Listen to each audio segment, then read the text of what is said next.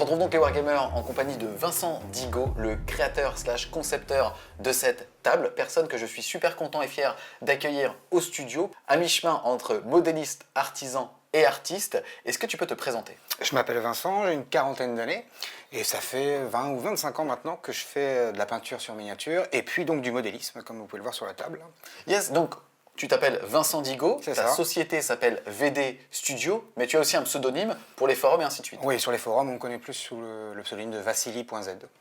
D'accord, donc tu as dit que ça faisait quelques années maintenant que tu peignais des figurines. On va quand même préciser au niveau du contexte global qu'il y a deux types de peintres professionnels. Les peintres studio, on va dire, qui donnent tout sur une figurine unique, par exemple pour les sociétés, ou alors pour certaines personnes qui veulent vraiment avoir une figurine magnifique pour pouvoir exposer chez eux, par exemple, ou alors les peintres d'armée. Où est-ce que tu te situes toi? Alors, moi, je suis clairement un peintre, ce que j'appelle un peintre de masse, c'est-à-dire un peintre d'armée. Mon travail consiste à peindre pour des gens, des armées, donc des gros volumes. Là où un peintre d'art qui travaille pour une société ou qui fait des concours de peinture passera 80, 200 heures sur un bonhomme, moi, je passerai plutôt 80 ou 200 heures sur une armée complète. Les artistes, eux, peignent une figurine, moi, j'en peins 120 ou 130. Donc, c'est pas du tout la même approche de travail.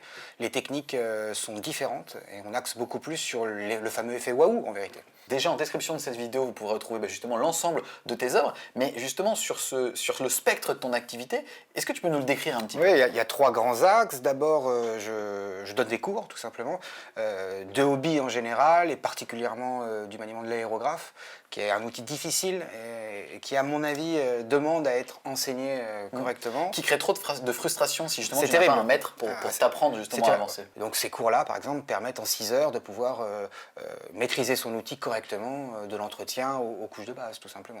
La deuxième activité, elle est sur le modélisme pur. Soit je produis des œuvres que je vends ensuite, comme cette table, soit sur commande, je fabrique des tables de jeu pour des gens, ou des décors, ou aussi des plateaux de présentation. Beaucoup de tournoyeurs aiment bien avoir leur armée sur quelque chose d'assez beau. Tu parlais d'un effet waouh, ça peut aussi se faire justement sur l'ambiance que va dégager ton armée, pas nécessairement sur la peinture de celle-ci. C'est ça, ouais. Tout ce que tu as autour peut vraiment magnifier ton armée et voire même influencer la note de peinture quand il y en a une dans les tournois. C'est assez important pour beaucoup de mes clients.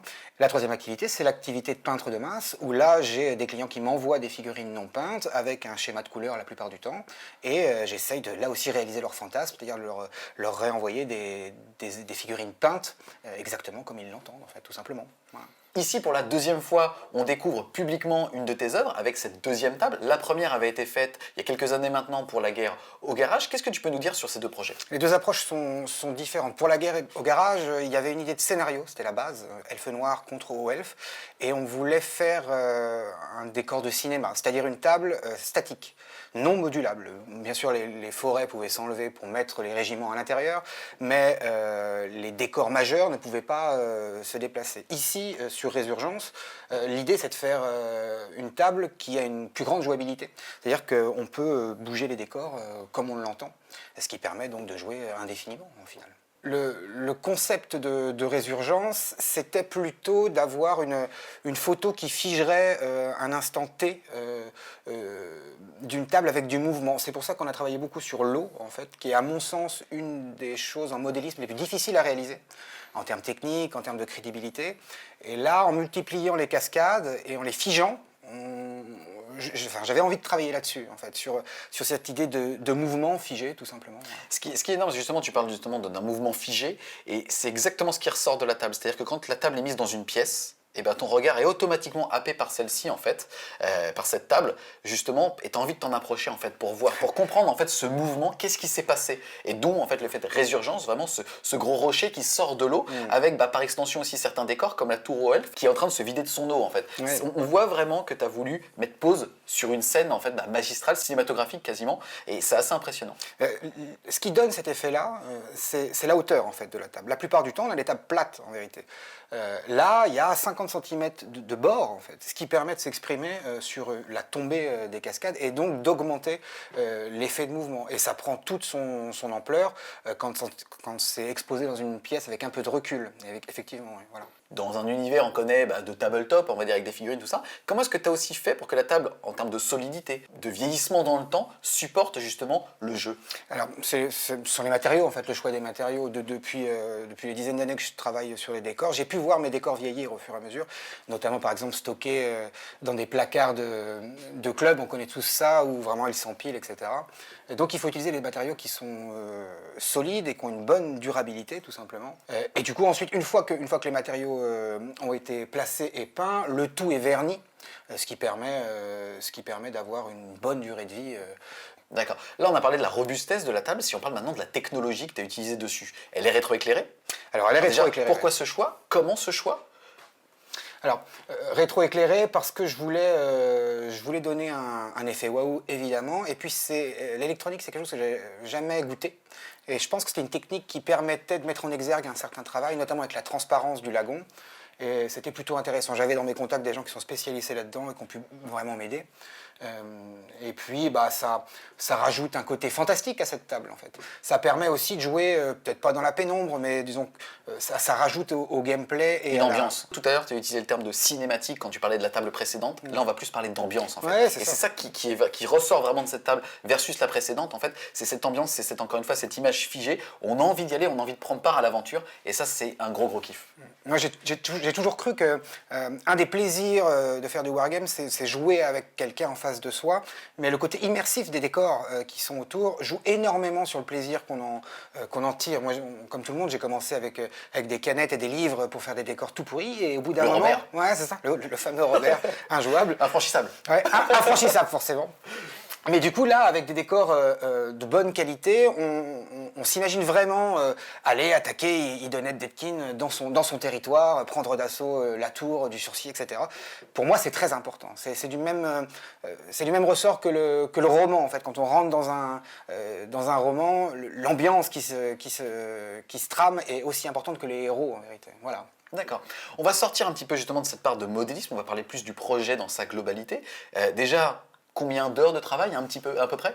Alors c'est un projet quand même à grande échelle, on est à plus de 100 heures de travail sur cette table. Et comment est-ce que justement tu abordes ce genre de thématique ou ce genre de projet? On en avait discuté, on était parti sur une idée très très floue où justement tu voulais me donner aucune information. J'ai découvert la table quand tu l'as livrée. Faut savoir, on rappelle que cette table est à vendre, bien évidemment, puisque c'est ton activité principale aujourd'hui, c'est que tu es un artiste artisan et que tu proposes justement soit via des briefs ce genre de concept ou alors celle-ci qui sera exposée au studio le temps qu'elle trouve un acheteur. Comment est-ce qu'on aborde ce genre de brief initial? Il y a un processus créatif. On a commencé tous les deux à définir le concept de base, c'est-à-dire arrêter le côté marin, par exemple. Et à partir de ça, on prend un café et puis un crayon et puis on se met sur sa terrasse et puis on commence à faire des crayonnés. On sort des concepts art, comme on dit, et puis surtout on la met en adéquation avec ses capacités techniques. Une fois qu'on a plusieurs croquis comme ça, on peut creuser et commencer par faire des croquis beaucoup plus précis, des croquis métrés. En ébénisterie, on parle d'épure, en fait. Donc, je fais un plan à l'échelle, en fait, tout simplement. Et je commence à voir comment pourraient être agencés les décors, tout simplement. Et ensuite, on passe à la réalisation. Et là, il y a plusieurs étapes. On commence par le bâti, et puis ensuite on en rajoute pour arriver à la finition, qui est la sculpture et la peinture. On parle depuis tout à l'heure cahier des charges, échéances, ce genre de choses, en fait, qui montrent que c'est un métier. Maintenant, en termes d'inspiration, c'est aussi quelque chose que tu dois faire pour ton plaisir. Et où est-ce que tu vas te ressourcer là-dedans? Ce genre de métier, c'est forcément un métier passion.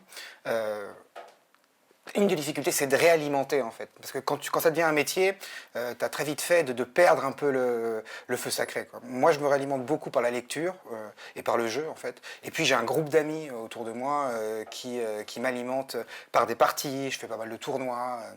Et tous les livres qui sont liés au hobby en général m'inspirent énormément.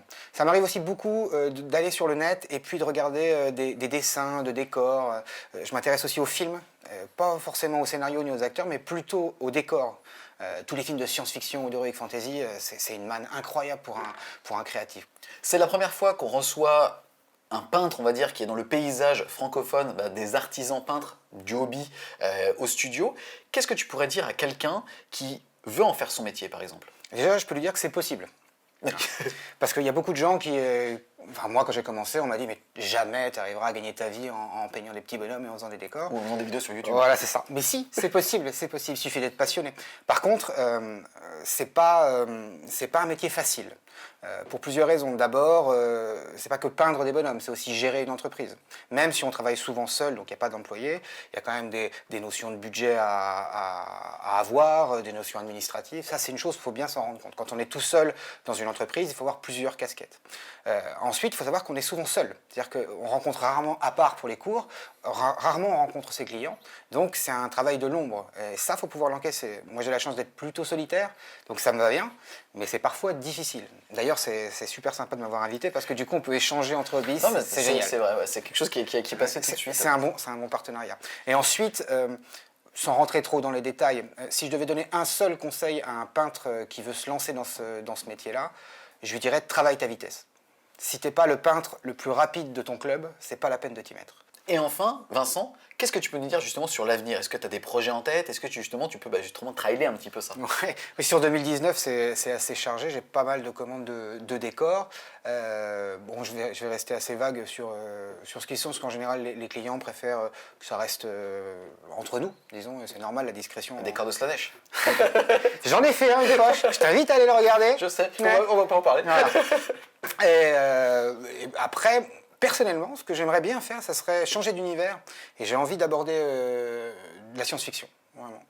Après, c'est comment l'aborder de façon nouvelle, novatrice, avec des technologies peut-être qu'on voit rarement. Enfin, j'ai pas mal d'idées. Encore faut-il que je trouve le temps de la faire. Voilà. Encore une fois, merci vraiment infiniment Vincent de permettre à French Game Studio d'avoir le rôle un petit peu de showroom par rapport à cette œuvre-là. Encore une fois, l'ensemble de tes œuvres et aussi de ton contact sera dans la description pour des devis, pour tout ce qu'on a vu dans cette vidéo-là. Un grand merci à toi. Merci à toi. Merci de me donner l'occasion d'exposer aussi mes œuvres. C'était important pour moi de travailler avec toi. Parce que je pense que tu as beaucoup de talent et tu fais beaucoup de bien pour le hobby. Et c'était bien d'y participer. Merci beaucoup. On espère clairement que vous avez aimé la vidéo et on vous dit à plus. À plus. Warhammer.